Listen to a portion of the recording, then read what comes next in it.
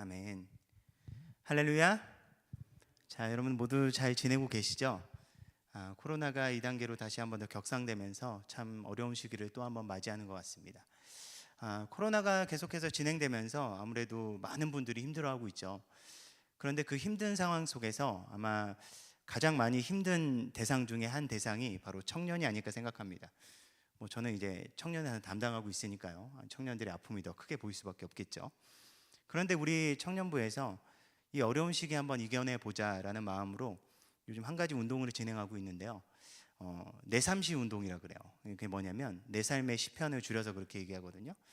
이 어려운 시기에 한번 시편을 묵상하면서 그리고 피사하면서 나아가보자 하면서 내 삶의 시편이라고 지은 이유가 내 삶에 한번 시편을 우리가 적기만 하지 말고 우리 마음에 한번 새겨보자라는 마음으로 진행하고 있습니다. 그래서 어려운 시기 속에서 청년들이 계속해서 피사와 묵상을 진행하면서 이 어려운 시기 이겨나가고 있어요. 근데 시편을 묵상하면 묵상할수록 참 이 시기에 맞게 은혜가 돼요. 왜 그러냐면 이 시편에 이 3분의 1 정도의 분량이 어떤 시인지 아십니까? 바로 탄식시입니다. 탄식시가 어떤 시냐면 정말 탄식하는 마음으로 하나님 앞에 자신의 심정을 토로하는, 그렇게 나아가는 시편이에요. 탄식시에서 위기와 어려움을 마주하는 이야기를 계속 하는데 세상에서는 그렇게 이야기하죠. 위기나 어려움은 잘만 관리하면 이겨낼 수 있다, 극복할 수 있다. 그래서 세상에서 이야기하는 것 중에 하나가, 능력 중에 이야기하는 것 중에 하나가 위기 관리 능력이라고 있지 않습니까? 위기를 특별하게 관리할 수 있는 그런 특별한 능력을 가지고 있으면 그 어떠한 위기도 이겨낼 수 있다, 이런 얘기도 하고 그러는데요. 그런데 이제 시편을 묵상하다가 위기 그리고 어려움, 고난 이런 것들을 비유하면서 표현한 내용 중에 한 단어가 딱 꽂히는 거예요. 그게 뭐냐? 바로 재앙입니다. 여러분들은 재앙을 어떻게 생각하십니까? 재난이나 재앙이요. 이거는 알고도 당하는 게 재난입니다. 재앙입니다.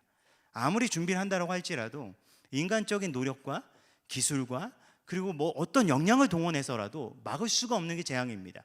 쓰나미 막을 수가 있습니까? 인간의 기술이 아무리 발달해도요, 예측은 가능하지만 막지 못하는 게 바로 재앙입니다. 여러분, 살아가다 보면 우리가 마주하는 위기나 어려움이 마치 재앙이나 재난처럼 느껴질 때가 있다는 것입니다.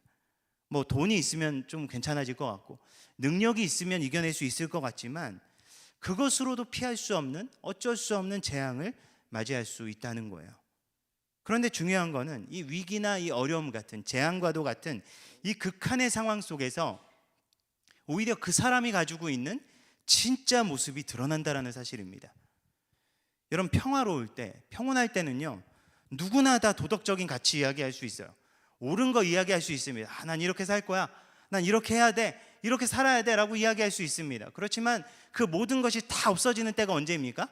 전쟁 날 때죠. 전쟁 날 때 한번 생각해 보세요. 윤리 있습니까? 도덕 있습니까? 그런 게 통하지 않습니다. 극한의 상황 속에서는요, 인간의 맨 밑바닥에 있는 악한 본성이 그대로 올라오는 겁니다. 더 이상 나아갈 곳이 없을 때, 더 이상 내 이익이 줄어들고 나의 설 자리가 없어지고 더 이상 나아갈 곳이 없을 때, 그때 무엇을 선택하느냐가 그 사람이 끝까지 붙드는 것이 무엇인지를 보여주는 가장 결정적인 모습일 수 있다는 겁니다. 오늘 함께 나누는 시편은요, 위기 속에 다윗이 드린 탄식시입니다. 그의 기도 속엔 위기와 그 어려움 속에서 그가 무엇을 붙들고 의지했는지를 그대로 보여주고 있습니다. 시편을 읽을수록 은혜가 되는 것이 바로 다윗의 시편이 아닐까 생각합니다. 다윗의 시편을 통해서요, 우리는 참 많은 것을 배울 수 있습니다. 어떻게 하나님 앞에 간구해야 될지, 그리고 어떻게 위기 가운데 기도해야 될지, 그리고 어떻게 주님의 약속을 신뢰하며 나아가야 될지. 다윗을 흔히 하나님의 마음에 합한 자라고 이야기합니다. 그 이유는요, 다윗이 완벽한 삶을 살았기 때문이 아니라 하나님께서 기뻐하시는 뜻을 이루기 위해 힘썼기 때문이라고 생각합니다. 언제요? 극한의 상황에서요.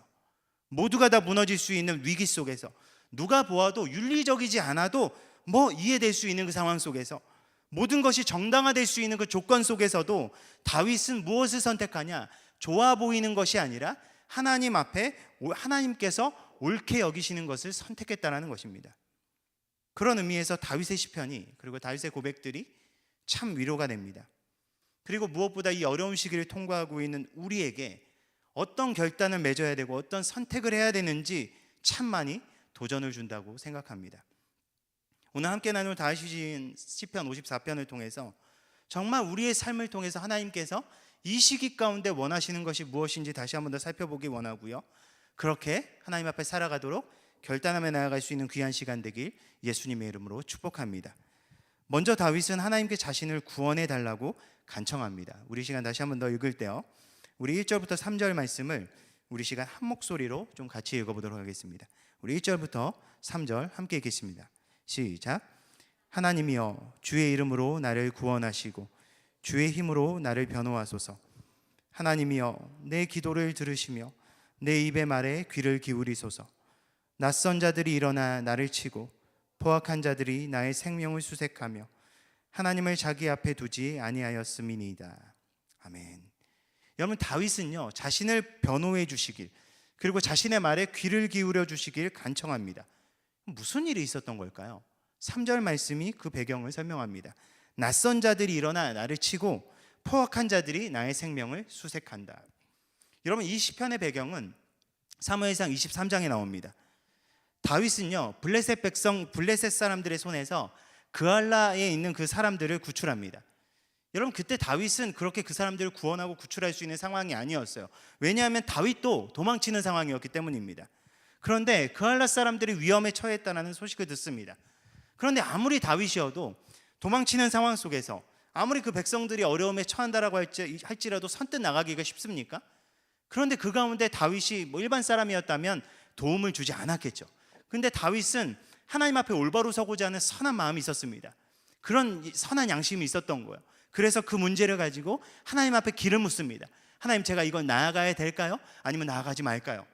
근데 하나님께서 분명하게 말씀해 주십니다. 나아가라.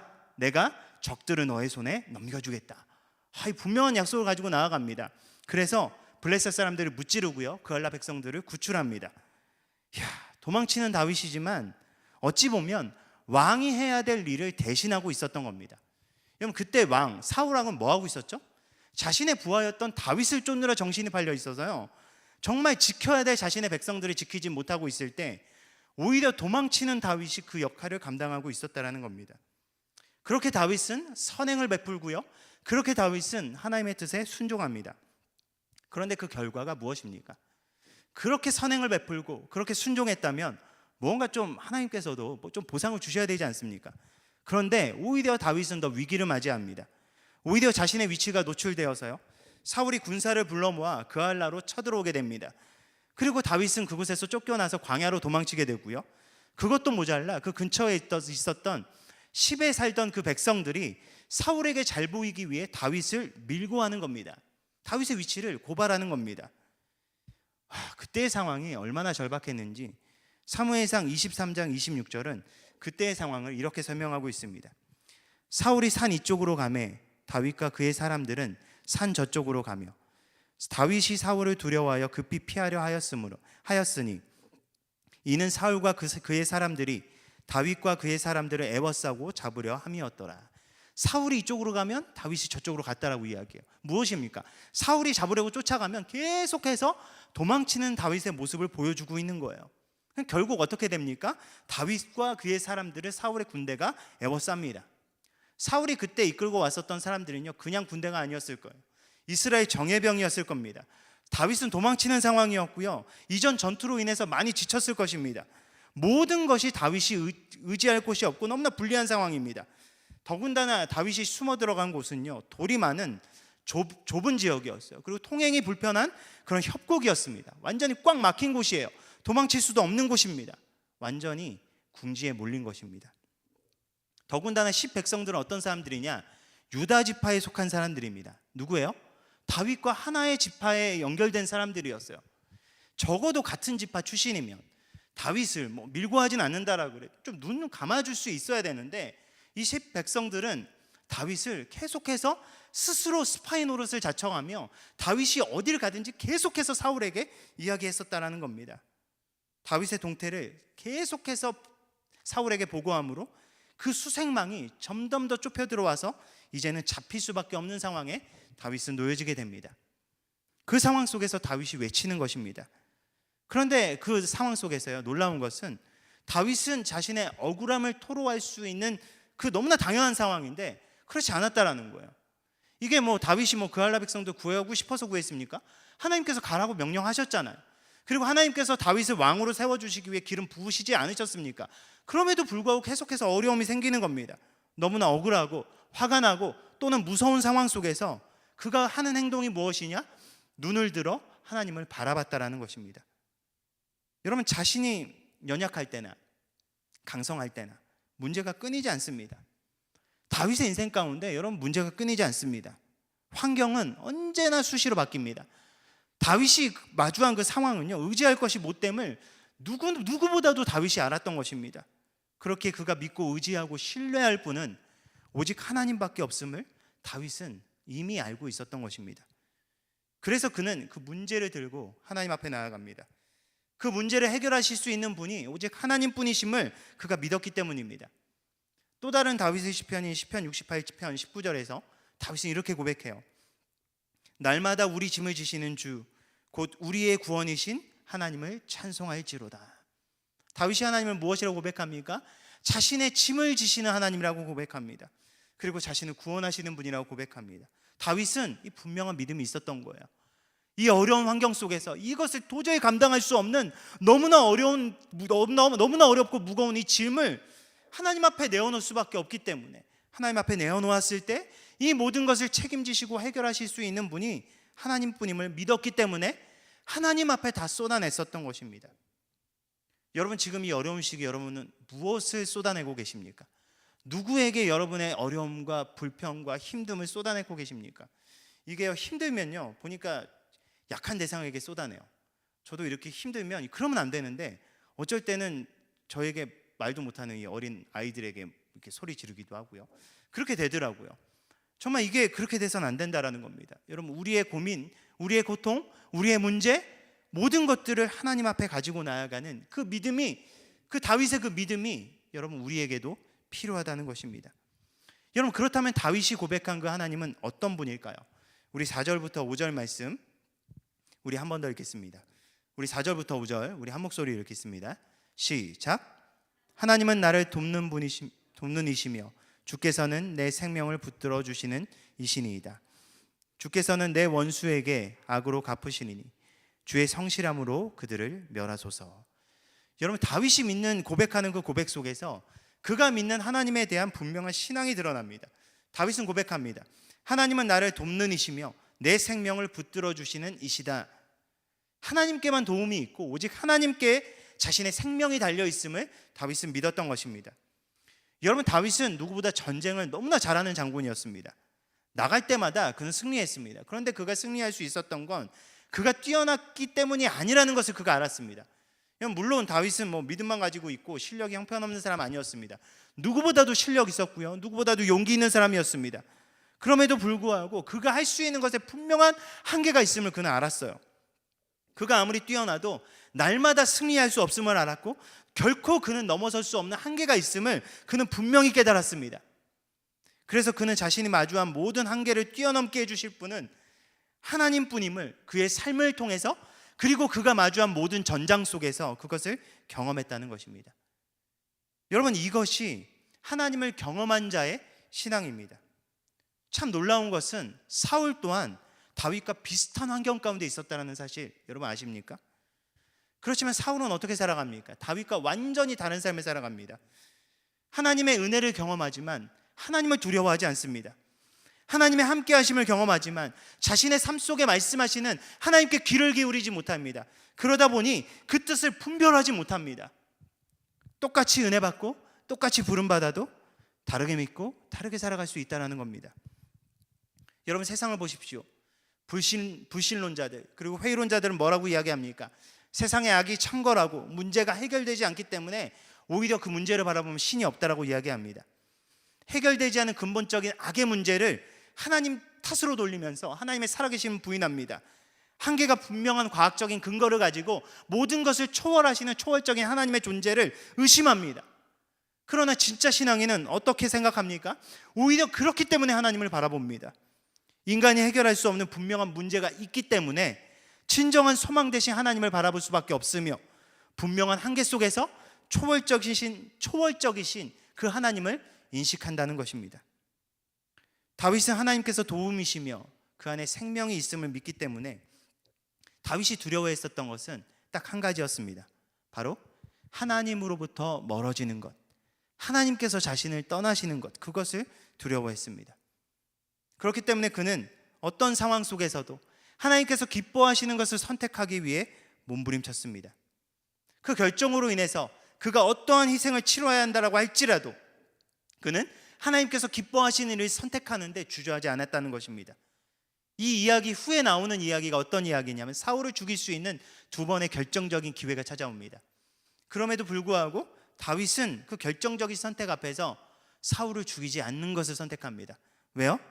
이건 세상적으로 보면 굉장히 어리석은 짓이거든요. 쉽게 갈 수 있는 길은 너무 돌아가는 거거든요. 그렇지만 다윗은 자신에게 좋은 선택이 아닌 하나님 앞에 옳은 것을 선택했기 때문입니다. 그렇기 때문에 그가 5절을 고백할 수 있었던 겁니다. 5절에서 다윗은 이렇게 고백합니다.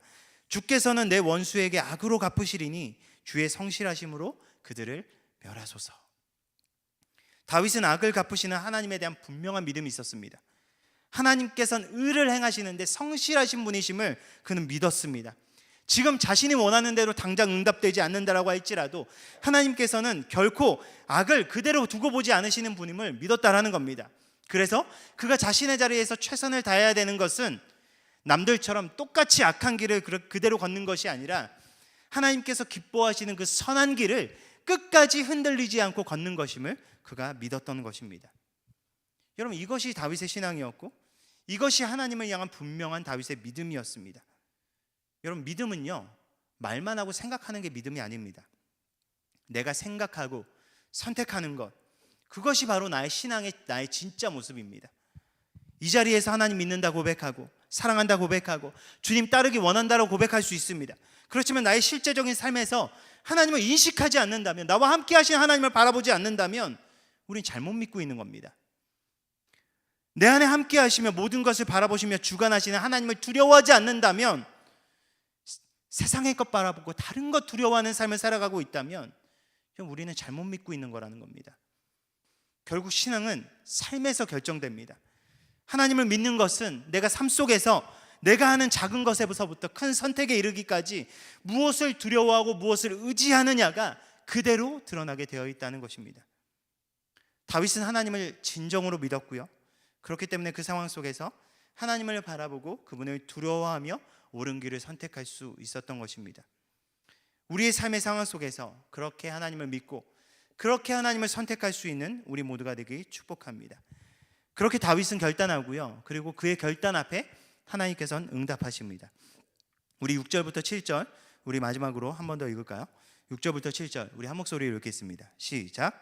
내가 낙헌제로 주께 제사하리이다. 여호와여, 주의 이름에 감사하오리니 주의 이름이 선하심이니이다. 참으로 주께서는 모든 환난에서 나를 건지시고 내 원수가 보응받는 것을 내 눈이 똑똑히 보게 하셨나이다. 그렇게 다윗은 믿음으로 하나님 앞에 나아갑니다. 그리고 결단하며 선포합니다. 내가 낙헌제로 주님께 제사하겠다. 주의 이름에 감사하오리니 주의 이름이 선하시기 때문이다. 그가 미리 감사하는 거예요. 그가 감사하는 이유는요, 자신의 문제가 해결되어서가 아닙니다. 하나님께서 놀랍게 역사하셨기 때문이 아닙니다. 주의 이름이 선하시기 때문에 자기가 감사한다고 고백합니다. 무엇입니까? 하나님께서 선하신 분임을 믿기 때문에 그의 인도하심 또한 믿고 감사하는 겁니다. 여기서 다윗이 드리기로 결단한 낙헌제는요, 자발적이고 즐거운 마음으로 하나님 앞에 예물을 드리는 그런 제사입니다. 일반 감사제와 비슷하지만 차이가 있습니다. 무엇이냐? 낙헌제가 특징적인 것은 하나님으로부터 오는 축복의 여부와 상관없이 하나님 앞에 기쁨으로 올려드리는 제사였다라는 사실이에요. 무엇입니까? 다윗은 자신이 하나님 앞에 탄식하고 자신이 하나님 앞에 기도하지만 이 문제가 자신이 원하는 대로 이루어지든 이루어지지 않든 자신은 하나님 앞에서 하나님의 선하심을 감사하고 기뻐하기로 작정했다라는 것입니다. 왜요? 그는 하나님께서 선하신 분이시라는 것을 분명히 믿었기 때문입니다. 여러분, 다윗이 가지는 분명한 믿음은요, 선하신 하나님의 근거한 믿음이었습니다. 여러분, 다윗이 고백한 시편 23편은 그냥 하는 고백이 아니었다는 것입니다. 그의 환경이 아무리 어렵고 문제를 마주하고 모든 것이 무너지는 것 같아라고 보일지라도 그 안에 변함없이 자신과 함께 하시며 붙드시는 그 선하신 하나님을 바라보고 믿었다는 것입니다. 환경이 흔들릴지언정 그의 마음의 중심은 선하신 하나님께 강력하게 고정되어 있었다라는 사실입니다. 그런 다윗의 믿음을 통해 하나님께서는 일하시며 다윗을 구원하십니다. 그 이후에 어떻게 됐을까요? 사무엘상 23장 27절부터 28절은요, 그 이후의 상황을 이렇게 설명하고 있습니다. 전령이 사울에게 와서 이르되 급히 오소서, 블레셋 사람들이 땅을 침노하나이다. 이에 사울이 다윗 뒤쪽 길을 그치고 돌아와 블레셋 사람들이 치러 갔으므로 그것을 셀라하마 느곳이라 칭하니라. 여러분, 도간에 든 쥐 같은 그런 다윗을 이젠 잡기만 하면 되는데 하나님께서 놀라운 방법으로 일하십니다. 뜬금없이 블레셋 사람들이 침공을 하는 겁니다. 여러분, 이게 우연일까요? 아마 사울은 이걸 우연이라고 생각했을 것 같아요. 아, 진짜 다윗 다 잡을 수 있었는데, 아, 진짜 뭐 이런 일이 생길 수 있어, 왜 이렇게 나한테 운이 따르지 않는 거야? 라고 생각할 수 있었을 거예요. 그렇지만 다윗의 입장에서는 이게 무엇이었습니까? 하나님의 일하심이었다는 사실입니다. 블레셋 사람들을 들어서 다윗을 구원하신 것입니다. 그 소식을 들은 사울은요, 다윗 쫓는 것을 포기하고 그곳을 떠납니다. 그리고 그것을 셀라하마 느곳이라고 칭했다라고 이야기합니다. 그 뜻이 무엇이냐? 분리된 바위라는 뜻입니다. 다윗이 숨은 곳이 바위가 많은 지역이어서 그 바위들 사이로 사울이 이끌던 군사와 다윗이 이끌던 그런 사람들이 갈라졌다라는 의미로 이렇게 지어졌다라는 사람도 있고요, 두 마음으로 갈라진 이 사울의 마음을 표현한 것이다 라고 이야기하는 사람도 있습니다. 결국 무엇이라는 거예요? 갈라졌다라는 거예요. 여러분, 결국 인생이 무엇입니까? 갈림길에서 선택하는 것이 인생입니다. 여러분, 사울은 무엇을 선택합니까? 끊임없이 눈에 보기에 좋은 것, 자신의 마음에 이끌리는 것, 자신에게 이득이 되는 것, 자신에게 도움이 되는 것만 선택합니다. 그러나 다윗은 갈라진 두 개의 길에서 무엇을 선택합니까? 하나님께서 기뻐하시는 것, 하나님의 편에 서는 것을 선택했다라는 것입니다. 여러분, 지금 우리가 그렇지 않나요? 눈앞에 길이 보이지 않습니다. 이 상황 속에서 세상 사람들은 어떤 길을 갑니까? 자신이 옳다고 여기는 길을 갑니다. 자신의 소견에 옳은 대로 행하였다라면 그거예요. 하나님께서 정하신 길, 하나님께서 보여주시는 길, 하나님께서 이끄시는 길이 아니라 내가 보기에 옳은 길, 내가 좋은 길을 그냥 가는 겁니다. 아무것도 보이지 않고 길이 막히고 끊긴 것 같다라고 할지라도 그 안에 하나님의 길을 걷는 자가 바로 성도이며, 바로 그 성도를 통해 하나님께서는 그분의 역사를 써내려 가십니다. 바로 하나님께서 기뻐하시는 것이 그것이 아닐까 생각합니다. 지금 우리는 어려운 시기를 통과합니다. 이 상황 속에서 모두가 다 죽는 소리 합니다. 그도 그럴 것이, 코로나 이거 도대체 언제 끝납니까? 내년엔 좀 다르게 좀 살 수 있겠지. 저도 이번에 새롭게 청년부 임원들을 뽑으면서 또 내년에 대한 또 희망찬 계획을 가지고 계획을 막 세웠어요. 근데 또 이렇게 되니까 되게 절망스러운 겁니다. 참 속상한 겁니다. 너무나 힘들고 어려운 게 당연해 보입니다. 우리가 마주한 상황이 광야 같습니다. 아무리 가도 끝이 없는 것 같고 모두가 길을 찾지만 길이 도무지 보이지 않습니다. 그렇지만 그럴 때일수록 하나님께 집중하며 하나님의 인도하심을 바라볼 수 있어야 합니다. 여러분, 시편 77편에서 아삽이라는 사람은 이렇게 하나님을 찬양합니다. 주의 길이 바다에 있었고 주의 곧은 길이 큰 물에 있었으나 주의 발자취를 알 수 없었나이다. 주의 백성을 양떼와 같이 모세와 아론의 손으로 인도하셨나이다. 아삽이 뭐라고 고백합니까? 바다에도 길이 있었고 물에도 길이 있었지만 그걸 예측할 수 없었다고 이야기합니다. 어떻게 예측합니까? 하나님께서 바닷속에 물속에 길을 숨겨 놓으셨는데요, 그리고 때가 됐었을 때 그걸 보여주셨는데요. 여러분, 비록 우리의 눈이 어두워 보이지 못할지라도, 비록 우리가 어둡고 침침한 그 사망의 음침한 골짜기를 지난다라고 할지라도 그 가운데 길이 있다라는 것입니다. 하나님께서는 양떼같이 그의 백성들을 인도하셨다고 아삽은 분명히 고백합니다. 하나님께서는 그의 백성들을 포기하지 않으시고 그의 선한 길로 인도하시는 선한 목자 되시는 하나님이십니다. 우리가 하나님을 믿는다면, 우리가 진짜 그분이 선하시며 우리에게 도움을 주시며 우리의 생명을 이끄시는 분이심을 믿는다면 우리의 삶을 축복의 여부와 상관없이 드리는 우리의 삶 자체를 하나님께서 기뻐하시는 낙헌제로 올려드릴 수 있어야 된다는 겁니다. 광야 같은 이 세상, 하나님께서 원하시는 것이 바로 그것이 아닐까요? 어떤 환경이든 하나님께 감사하며 신뢰하고 그 길을 걷는 것입니다. 하나님께서는 감사로 드리는 제사를, 하나님께서는 감사로 제사를 드리는 자가 나를 영화롭게 한다라고 말씀하셨습니다.